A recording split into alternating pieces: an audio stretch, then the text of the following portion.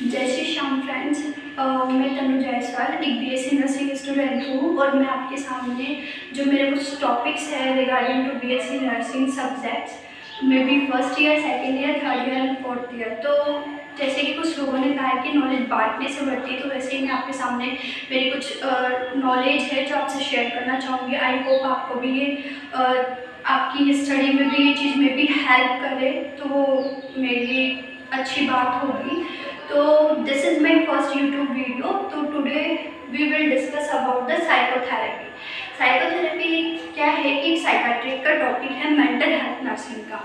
तो psychotherapy is what कि psycho means होता है related to mental functions. It means कि जो ब्रेन के मेंटल फंक्शंस हुए हैं इसमें क्या हुए हैं, अल्टर्ड हुए हैं। उन फंक्शंस को ट्रीट करने के लिए थेरेपी जो दी जाती है that is a psychotherapy. Psychotherapy में मेनली कौन वर्क करता है? एक थेरेपिस्ट होता है जो कि इसमें वर्क करता है, एक पेशेंट होता है। मे बी पेशेंट एक भी हो सकता है, ग्रुप में भी हो सकते हैं, कुछ भी हो सकता है। फैमिली थेरेपी इसमें दी जाती है, बिहेवियर थेरेपी दी जाती है। तो फर्स्टली हम बात करेंगे साइकोथेरेपी की। साइकोथेरेपी में क्या होता है कि जो साइकाट्रिक होता है वो क्या करता है कि जो भी उसकी नॉलेज होती है, स्किल्स होती है, उनका यूज़ करके वो क्या करता है, जो मेंटली इल पर्सन होता है उसको ट्रीट करता है। अब मेंटली इल पर्सन कैसे हुआ है वो कि कोई भी इंडिविजुअल है जब उसकी जो साइकोलॉजिकल इमोशनल बिहेवियर डिसऑर्डर जो हुए हैं जिसकी वजह से उसकी thinking, perception, way of reactions, way of to situation की कैसे वो किसी चीज़ को कैसे ले रहा है, नेगेटिविटी ले रहा है, उसकी थिंकिंग क्या है, तो उन सबको इसमें क्या किया जाता है, ट्रीट किया जाता है। और इसके अंदर जो थेरेपिस्ट होता है वो क्या करता है कि कम्युनिकेशन जो होता है पेशेंट और एक थेरेपिस्ट के बीच में, उन सबको क्या करता है, उस कम्युनिकेशन को इम्प्रूव करता है। फॉर एग्जांपल अगर प्रॉपर कम्युनिकेशन नहीं होगा कि थेरेपिस्ट तो टोटल इंग्लिश में बात कर रहा है और पेशेंट को इंग्लिश समझ नहीं आ रही, तो वो क्या करेगा कि वो वहाँ पे क्या होगा, अल्टर्ड होगा, अल्टरेशन वहाँ देखने को मिलेगी। तो एक प्रॉपर कम्युनिकेशन भी क्या देखने को मिलता है थेरेपिस्ट और एक पेशेंट के बीच में देखने को मिलता है। इसके बाद बात करें कि एक रिलेशनशिप, थेरेपेटिक रिलेशनशिप भी मेंटेन होना चाहिए between the patient and therapist के बीच में। कि अगर उनके बीच में प्रॉपर रिलेशनशिप नहीं होगा, पेशेंट को ट्रस्ट नहीं होगा किस पे, थेरेपिस्ट की कि ये मुझे ट्रीट कर सकता है या नहीं कर सकता है, तो उस चीज़ के रिगार्डिंग भी यहाँ पे रिलेशनशिप मेंटेन होना चाहिए। तो साइकोथेरेपी में एक्चुअल में होता क्या है, जो पेशेंट की एग्जिस्टिंग सिम्टम्स होते हैं, एग्जिस्टिंग सिम्टम्स जैसे मालअडैप्टिव बिहेवियर, उसके एक्टिविटीज़, उसके थिंकिंग, वेज ऑफ रिएक्शन की किस तरीके से उन चीज़ों को ले रहा है, उसको क्या करता है जो थेरेपिस्ट होता है वो क्या करता है, मॉडिफाई करता है, मॉडिफिकेशन करता है उसके बिहेवियर में, थिंकिंग में, और उनको मॉडिफाई करके उसके जो भी प्रॉब्लम्स है उनको सॉर्ट आउट करता है। That is a psychotherapy. Is that clear? अब साइकोथेरेपी में हम बात करते हैं firstly individual psychotherapy. Individual psychotherapy से ही आपको समझ में आ रहा है, इंडिविजुअल मतलब एक पेशेंट है, एक साइकोथेरेपिस्ट होगा यहाँ पे, और एक टाइम पे एक साइकोथेरेपिस्ट एक पेशेंट को क्या करता है, मेनली क्या करता है, थेरेपी प्रोवाइड करता है। जैसे कि मैंने आपको बताया कि इसके अंदर थेरेपी में क्या उसके थिंकिंग, उसके बिहेवियर, उसके perception, ways of reaction, ways of thinking, उन सबको वो क्या करेगा, मॉडिफाई करेगा इंडिविजुअल साइकोथेरेपी में और इम्प्रूव करेगा उसके जो भी मेंटल फंक्शंस होते हैं ब्रेन को, उसको इम्प्रूव करेगा। That is individual psychotherapy. अब इंडिविजुअल साइकोथेरेपी में भी हम चार चीज़ें पढ़ते हैं, that is psychoanalysis, hypnosis, abreactions and supportive therapy. तो फर्स्ट बात करते हैं psychoanalysis.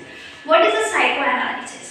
Psychoanalysis means होता है कि साइको एनालिसिस ये एक ऐसी कंडीशन होती है पेशेंट की जिसमें जो भी उसके थॉट्स, उसकी एक्टिविटीज़, या फिर बोल सकते हैं कि अनफुलफिल्ड डिज़ायर जो होती है पेशेंट की, वो किसमें चले जाती है, अनकॉन्शियस माइंड में। अनकॉन्शियस माइंड में वो कैसे जा रही है कि इसमें पेशेंट क्या होता है कि जो भी उसके रिलेटेड टू उसके जैसे उसकी डिज़ायर्स जो होती है जो कि कभी फुलफिल नहीं हो पाई है। अब यहाँ पे जो फ्लूइड है, सिगमंड फ्लूइड, आप लोग ऑब्वियसली जानते होंगे सिगमंड फ्लूइड, उन्होंने बताया था लेवल ऑफ कॉन्शियसनेस, यानी फंक्शंस लेवल बताए थे ब्रेन के कि कॉन्शियस माइंड होता है, अनकॉन्शियस होता है और पेरी कॉन्शियस या सेमी कॉन्शियस हम इसे बोल सकते हैं। तो जो 90% ऑफ पेशेंट का ब्रेन होता है वो अनकॉन्शियस माइंड होता है।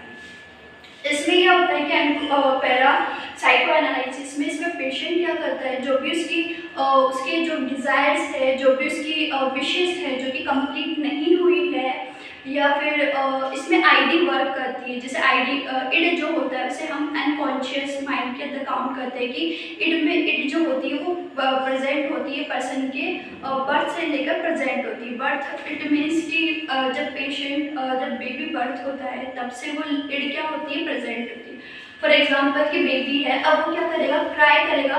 क्यों? क्योंकि उसको नीड है ब्रेस्ट फीडिंग की। तो उस ब्रेस्ट फीडिंग को कंप्लीट करने के लिए, उसकी फुल नीड को फुलफिल करने के लिए वो क्राई करता है बार-बार, क्योंकि क्या है वहाँ पे इड है। इड को क्या चाहिए, इड जो होता है नॉर्मली हम इसको बोल सकते हैं कि स्टोर हाउस कहा जाता है इसको अनफुलफिल्ड डिज़ायर्स का, कि जो डिज़ायर उसकी कंप्लीट नहीं हुई है उनको इसमें फुलफिल की जाती है। तो साइको एनालिसिस में जो अनफुलफिल्ड डिज़ायर है पेशेंट की, जो कि कहाँ स्टोर हो चुकी है, अनकॉन्शियस माइंड में, उस डिज़ायर्स को उनको वो क्या हुई है कि उस पेशेंट के अनकॉन्शियस माइंड में चल गई। अब जैसे कोई घड़ा होता है कि हम उसमें डेली पानी डाल रहे, एक दिन तो एक ऐसा टाइम आएगा कि वो क्या होगा, पानी बाहर निकल जाएगा, या फिर हम बोल सकते हैं कि वो बस्ट हो जाएगा घड़ा।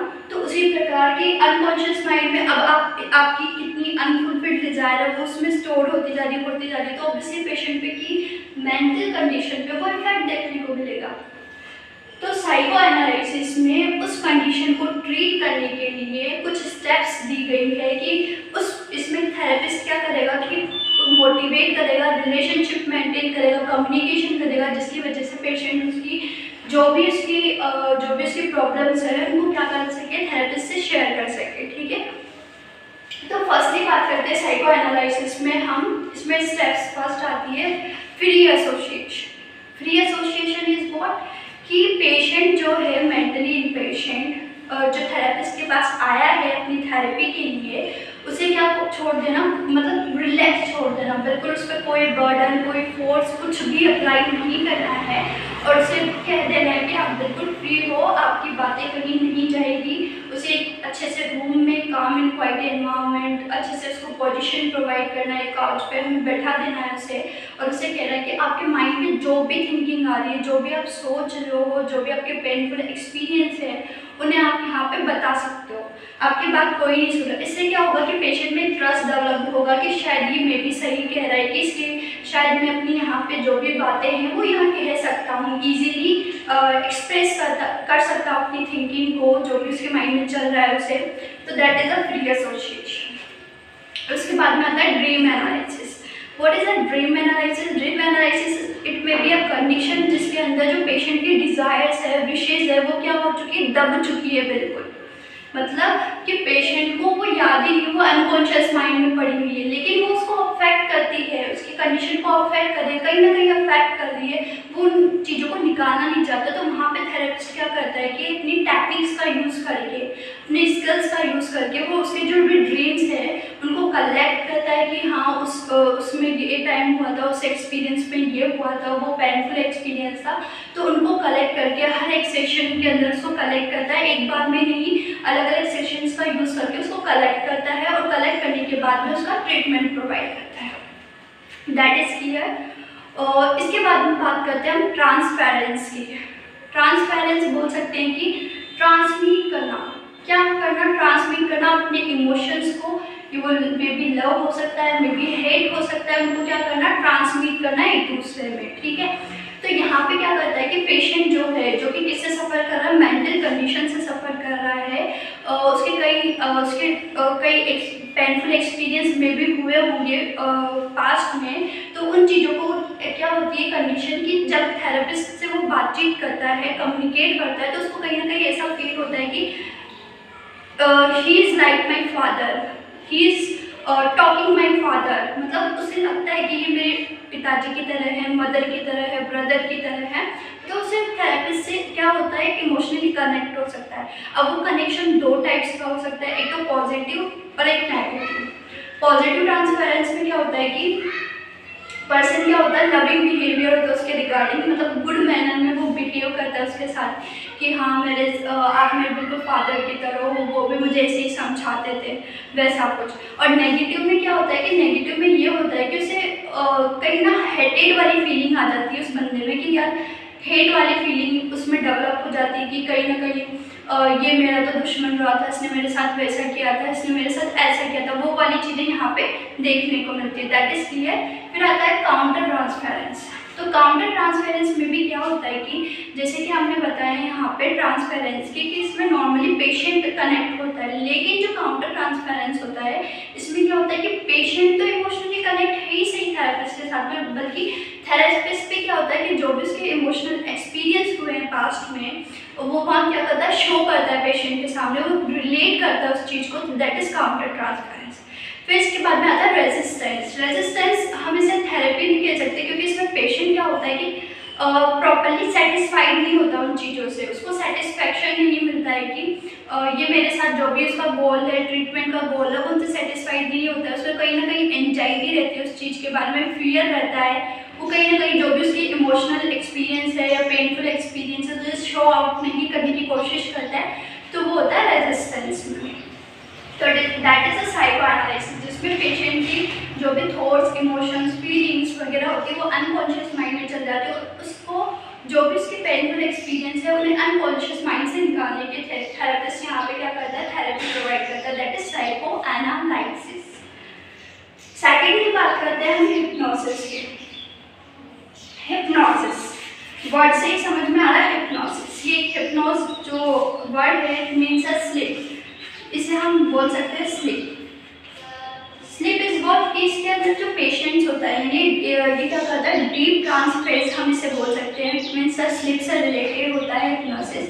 हिप्नोसिस एक ऐसी अल्टर्ड स्टेट होती है जिसमें पेशेंट क्या करता है, मोटिवेट करता है, जो भी उसके रिलेशनशिप होते हैं उसमें क्या हो जाते हैं, जो अल्ट्रेशन देखते हैं इसके अंदर मेनली फोकस करते हैं, focal attention of the patient या कंसंट्रेशन ऑफ द पेशेंट यहाँ पे इंक्रीज किया जाता है, और साथ में जो उसके पेरिफेरल सराउंडिंग होती है उसको डिक्रीज किया जाता है। मतलब बोल सकते हैं कि हिप्नोसिस किस पे बेसिस होता है कि एक तो क्या करना, उसकी कंसंट्रेशन को इम्प्रूव करना, फोकल अटेंशन को इम्प्रूव करना, लेकिन जो पेरिफेरल अवेयरनेस होती है उसको क्या करना, डिक्रीज करना। ठीक है, यानी अनकॉन्शियस माइंड में जो भी उसके थॉट्स है, फीलिंग्स हैं जो कि स्टोर्ड हुई है, उन्हें क्या करना, एक्सप्रेस करना। किसके थेरेपिस्ट क्या करवाता है, एक्सप्रेस कराता है थ्रू द उसको फोकल अटेंशन के थ्रू, कंसंट्रेशन के थ्रू, तो वो क्या करता है, उसको इम्प्रूव कराता है। अब इसमें क्या होता है कि इसमें पेशेंट प्रॉपर्ली स्लीप नहीं करता, मतलब ऐसा है नहीं कि वो प्रॉपर्ली सो जाता है, बल्कि इस हिप्नोसिस एक ऐसी कंडीशन होती है जिसके अंदर पेशेंट क्या होता है कि उसको क्या किया जाता है कि वो रहता है, आंखें बंद उसकी रहती है, ब्रीथिंग स्लो हो जाती है, और वो क्या करता है, जो भी थेरेपिस्ट पूछ रहा है उससे क्वेश्चन, उन क्वेश्चंस का आंसर देता है। इसके अलावा जो भी उसके माइंड में होता है वो भी किसको बताता है, थेरेपिस्ट। एक कंसंट्रेशन मेनली वहाँ पे मेंटेन होता है। इसके अलावा रिलेशनशिप, कम्युनिकेशन बहुत मैटर करती है इसमें हिप्नोसिस के अंदर। That is clear what is a hypnosis. अगर इसकी कुछ स्टेप्स होती है हिप्नोसिस की, वो स्टेप्स ये होती है कि जैसे फॉर एग्जांपल कि फर्स्टली हम क्या करेंगे, पेशेंट को काम एंड कूल एनवायरनमेंट देंगे, एक कंफर्टेबल काउच उसे प्रोवाइड करेंगे कि आप बैठिए, रिलैक्स होकर बैठिए, कोई कुछ भी नहीं होगा। इसके अलावा हम वहाँ पे क्या करते हैं, उसका अटेंशन एकत्रित करते हैं, यानी एक सेंटर अटेंशन वहाँ पे हम जनरेट करते हैं। वो कैसे हो सकता है, कोई पॉइंट हो गया कि आप इस पॉइंट को देखिए, कोई पेंडुलम हो गया घड़ी का, उसका यूज़ करके, पेन का टिप जो होता है उसका यूज़ करके हम उसको क्या करेंगे, स्लीपिंग पोजीशन के अंदर लेकर जाएंगे। ठीक है, उसके बाद में जो भी पेशेंट के माइंड में जो भी थॉट्स, थिंकिंग, जो सब कुछ चल रहा है वो क्या करेगा, हम धीरे धीरे से क्वेश्चंस पुट अप करेंगे। इसके अलावा उससे पहले हम क्या करेंगे, उस पेशेंट से कहेंगे कि आपको नींद आ रही है, आपकी आंखें भारी हो रही है, मतलब ये सब चीज़ों का क्वेश्चंस का हम यूज़ करेंगे कि पेशेंट को हम कहेंगे कि आपके साथ ऐसा ऐसा हो रहा है। ठीक है, फिर इसके बाद में वो क्या करेगा, फोकस कर लिया, फोकस होने के बाद वो धीरे धीरे स्लीपिंग की कंडीशन में जाने लगेगा। फिर वहाँ पे पेशेंट सब जो थेरेपिस्ट है अपने क्वेश्चंस पुट अप करेगा पेशेंट से कि आपके साथ क्या हुआ था उस टाइम पे, पास्ट एक्सपीरियंस जो भी है वहाँ पे उसको बताएगा।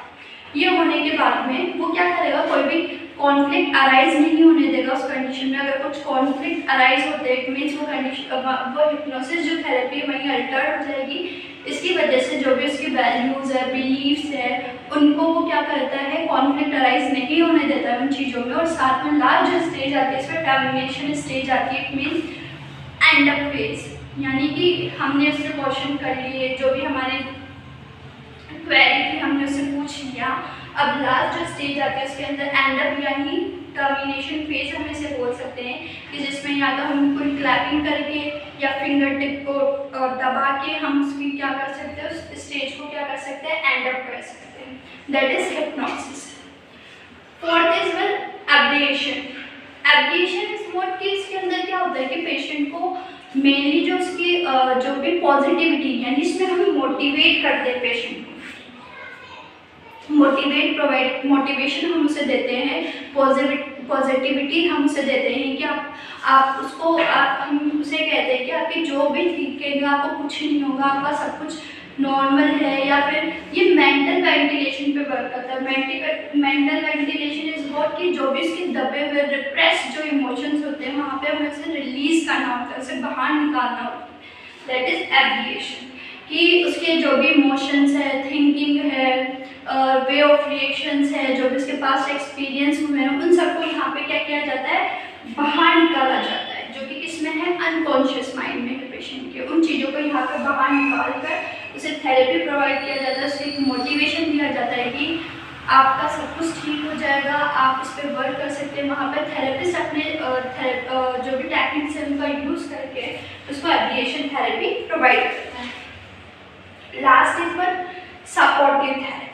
सपोर्टिव थेरेपी, सरफेस थेरेपी हम इसे बोल सकते हैं, कि इसके अंदर भी यही होता है कि हम जो भी उसकी पेशेंट की थिंकिंग है वगैरह है, इन सबको इम्प्रूव करते हैं। वहाँ पे उसकी थिंकिंग को वहाँ पे उसका सॉल्यूशन देते हैं, प्रॉब्लम को सॉल्व किया जाता है। ये इसमें भी कई स्टेप्स होती है, 5 टाइप्स की मेन्यू हम देख सकते हैं। कि फर्स्ट होती है हमारे mental ventilation. Mental ventilation is what, कि जो भी उसकी दबी हुई थिंकिंग है, इमोशंस है, उन सबको बाहर निकाल के उसको थेरेपी प्रोवाइड करना, उस चीज़ के रिगार्डिंग उसको प्रॉब्लम सॉल्विंग बताना, प्रॉब्लम सॉल्विंग अप्रोच प्रोवाइड करवानी, कि हाँ आप की जो भी कंडीशन है, जो भी हुआ है, उन चीज़ों को एक्सप्रेस करेगा। एनवायरमेंटल कंडीशन भी हो सकती है, एनवायरमेंटल अप्रोच हम इसे बोल सकते हैं, कि ऐसा एनवायरमेंट प्रोवाइड कराना उसको कि उसको फील वो काम रह सके। फॉर एग्जांपल अगर एग्रेसिव पर्सन है तो अगर हम उसे काम एनवायरमेंट प्रोवाइड करेंगे तो वो वहाँ पे अपने चीज़ों को क्या करेगा, एक्सप्रेस कर पाएगा इजीली, वो बिल्कुल रिलैक्स रह पाएगा। ठीक है, फिर आता है री एजुकेशन या रीअश्योरेंस, कि हम उसे क्या करना, एजुकेशन प्रोवाइड करना उसको regarding the therapies, mental condition, उसकी जो भी डिजीज कंडीशन उसके रिगार्डिंग उसको क्या करना, एजुकेशन प्रोवाइड कराना। री एजुकेशन हो गया, उसको एक एश्योरेंस प्रोवाइड करना कि हाँ आप ठीक हो जाएंगे, आपकी ये डिजीज कंडीशन, ये थेरेपी आपको प्रोवाइड की जा रही है। तो हाँ, फिर आता है एक्सप्लेनेशन, कि क्या करना, पेशेंट को एक्सप्लेनेशन प्रोवाइड करना रिगार्डिंग टू सपोर्टिव थेरेपी, कि आपको ये डिजीज़ हुई है, ये कंडीशन आपकी चल रही है, आपको ये ट्रीटमेंट प्रोवाइड किया जाएगा, तो वो किसके अंदर आती है, सपोर्टिव थेरेपी में। तो that is a individual psychotherapy. अब साइकोथेरेपी जैसे हमने इंडिविजुअल थेरेपी की यहाँ बात की, ग्रुप थेरेपी की हम नेक्स्ट वीडियो में बात करेंगे। इसके अलावा फैमिली थेरेपीज होती है, बिहेवियर थेरेपीज होती है, तो कई साइकोथेरेपीज होती है जिनका यूज़ हम करते हैं किसी भी मेंटल पेशेंट की कंडीशन को ट्रीट करने के लिए, ब्रेन के फंक्शन जो अल्टर्ड हुए हैं उनको ट्रीट करने के लिए। आई होप आपको ये समझ में आया होगा। अगर किसी भी प्रकार की क्वेरी हो या किसी भी अदर टॉपिक से रिलेटेड आपकी कोई क्वेरी हो तो आप कमेंट बॉक्स में अपना जो भी है कमेंट करके मुझे आप बता सकते हैं कि आपको इस टॉपिक के रिगार्डिंग ये है, और मैं ट्राई करूँगी कि आपको ये चीज़ें समझ में आई हो और नेक्स्ट आगे भी और इससे भी अच्छा ट्राई करूँगी। धन्यवाद।